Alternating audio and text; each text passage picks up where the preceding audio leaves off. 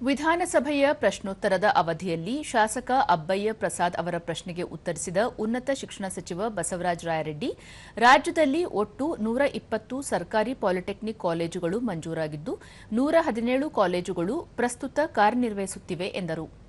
ಸರ್ಕಾರಿ ಅನುದಾನಿತ ಹಾಗೂ ಖಾಸಗಿ ಪಾಲಿಟೆಕ್ನಿಕ್ ಕಾಲೇಜುಗಳಲ್ಲಿ ಒಟ್ಟು 72,057 ಸೀಟುಗಳು ಲಭ್ಯವಿದ್ದು 46,136 ವಿದ್ಯಾರ್ಥಿಗಳು ಪ್ರವೇಶ ಪಡೆದಿದ್ದಾರೆ. ಹೀಗಾಗಿ 25,921 ಸೀಟುಗಳು ಪ್ರವೇಶಾತಿಯಾಗದೆ ಖಾಲಿ ಉಳಿದಿವೆ ಎಂದು ತಿಳಿಸಿದರು. ಕಾಗವಾಡ, ಮಾಗಡಿ ಹಾಗೂ ಟಿ ನರಸೀಪುರದಲ್ಲಿ ಪಾಲಿಟೆಕ್ನಿಕ್ ಕಾಲೇಜುಗಳ ಕಟ್ಟಡ ನಿರ್ಮಾಣ ಕಾಮಗಾರಿ ಪ್ರಗತಿಯಲ್ಲಿದೆ. ಕಾಮಗಾರಿ ಪೂರ್ಣಗೊಂಡ ಬಳಿಕ ಕಾಲೇಜುಗಳನ್ನು ಆರಂಭಿಸಲಾಗುವುದು.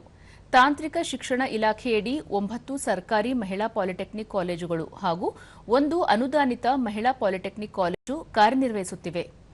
ಸರ್ಕಾರಿ ಹಾಗೂ ಅನುದಾನಿತ ಪಾಲಿಟೆಕ್ನಿಕ್ ಕಾಲೇಜುಗಳಲ್ಲಿ 30% ಪ್ರವೇಶಾತಿಯನ್ನು ವಿದ್ಯಾರ್ಥಿನಿಯರಿಗೆ ಮೀಸಲಿಡಲಾಗಿದೆ ಎಂದರು. ಶೂನ್ಯ ವೇಳೆಯಲ್ಲಿ ಕಾಂಗ್ರೆಸ್ ಪಕ್ಷದ ಶಾಸಕ ಡಾ ಎನ್.ಟಿ. ಶ್ರೀನಿವಾಸ್ ಬೆಂಗಳೂರು ದಕ್ಷಿಣ ಜಿಲ್ಲೆಯಲ್ಲಿ ವಶಪಡಿಸಿಕೊಂಡಿರುವ ನಕಲಿ ಔಷಧಿಗಳ ಜಾಲ ಪತ್ತೆಯಾದ ವಿಚಾರವನ್ನು ಪ್ರಸ್ತಾಪಿಸಿದರು. ಇದೊಂದು ಗಂಭೀರ ವಿಷಯವಾಗಿದ್ದು, ನಕಲಿ ಔಷಧಿ ಜಾಲದಲ್ಲಿ ತೊಡಗಿರುವವರ ವಿರುದ್ಧ ಕೇಂದ್ರ ಮತ್ತು ರಾಜ್ಯ ಸರ್ಕಾರಗಳು ಕಠಿಣ ಕ್ರಮ ಕೈಗೊಳ್ಳಬೇಕು. ಈ ಬಗ್ಗೆ ತನಿಖೆಗೆ ಎಸ್ಐಟಿ ರಚನೆ ಮಾಡಲಾಗುತ್ತಿದೆ. ನಕಲಿ ಚಪ್ಪಲಿ, ಶೂ, ಬ್ರಾಂಡೆಡ್ ಬಟ್ಟೆ ವಸ್ತುಗಳನ್ನು ನೋಡಿದ್ದೆವು. ಆದರೆ ನಕಲಿ ಔಷಧಿ ಪತ್ತೆಯಾಗಿರುವುದು ಆತಂಕಕಾರಿ ಎಂದರು.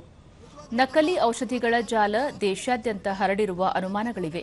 ಈ ತನಿಖೆಯನ್ನು ಸಿಬಿಐಗೆ ವಹಿಸಬೇಕು ಎಂದು ಆಗ್ರಹಿಸಿದರು. ಮಟ್ಟೆ ಹಾಕಬೇಕಂತ ಹೇಳ್ಬಿಟ್ಟು ಮೊನ್ನೆ ಸಚಿವರು ಇದನ್ನ ರೈಡ್ ಮಾಡಿಸಿ, ಮೊನ್ನೆ ಬಿಡದಿಲ್ಲಿರ್ತಕ್ಕಂಥ ಒಂದು ಫಾರ್ಮ್ ಹೌಸ್ ಅಲ್ಲಿ ರೈಡ್ ಮಾಡಿಸಿ ಸುಮಾರು 187 ಕೋಟಿಯಷ್ಟು ನಕಲಿ ಔಷಧಿಗಳನ್ನು ಇವತ್ತು ವಶಪಡಿಸಿಕೊಂಡಿದ್ದಾರೆ.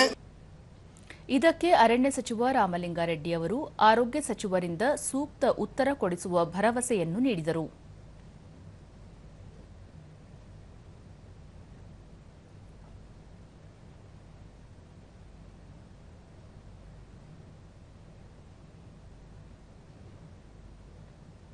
ಇದಕ್ಕೂ ಮುನ್ನ ಕಲಾಪ ಆರಂಭವಾಗುತ್ತಿದ್ದಂತೆ ಪ್ರತಿಪಕ್ಷ ಸದಸ್ಯರು ಸಚಿವ ಬಿ ನಾಗೇಂದ್ರ ಅವರ ರಾಜೀನಾಮೆ ಪಡೆಯಬೇಕು ಎಂದು ಸರ್ಕಾರವನ್ನು ಒತ್ತಾಯಿಸಿದರು. ಪ್ರತಿಪಕ್ಷದ ನಾಯಕ ಆರ್ ಅಶೋಕ, ಕಳೆದ 3 ದಿನಗಳಿಂದಲೂ ನಾಗೇಂದ್ರ ಅವರ ರಾಜೀನಾಮೆಗೆ ನಾವು ಒತ್ತಾಯಿಸುತ್ತಿದ್ದೇವೆ. ಆದರೆ ಅವರನ್ನು ರಕ್ಷಿಸಲು ಸರ್ಕಾರ 224 ಸದಸ್ಯರ ಹಕ್ಕುಚ್ಯುತಿ ಮಾಡುತ್ತಿದೆ ಎಂದು ಆರೋಪಿಸಿದರು. ಇದಕ್ಕೆ ಇತರ ಪ್ರತಿಪಕ್ಷಗಳ ಸದಸ್ಯರು ದನಿಗೂಡಿಸಿದರು. ನಾನು ಎಲ್ಲ ಮಾಹಿತಿ ಮೇಲೆ ನಿಮ್ಗೆ ಏನೇನಿದೆ ಅದನ್ನು ಕೊಡಿ. ಸನ್ಮಾನ್ಯ ಅಧ್ಯಕ್ಷರೇ, ಪರಮೇಶ್ವರ್ ಏನ್ ಸ್ಟೇಟ್ಮೆಂಟ್ ಮಾಡಿದ್ರು ಅದಕ್ಕೆ ಕ್ಲಾರಿಫಿಕೇಶನ್ ಕೊಡ್ತಾ ಇದ್ದೀನಿ. ಪರಮೇಶ್ವರ್ ಅವರು ಅಧ್ಯಕ್ಷರೇ ಮುಂದುವರೆಸಿದರು.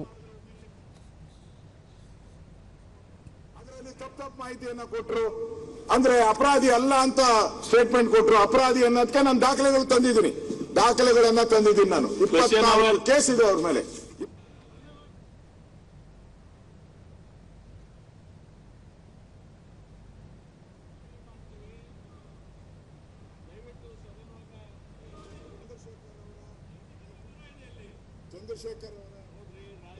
ಚಂದ್ರಶೇಖರ್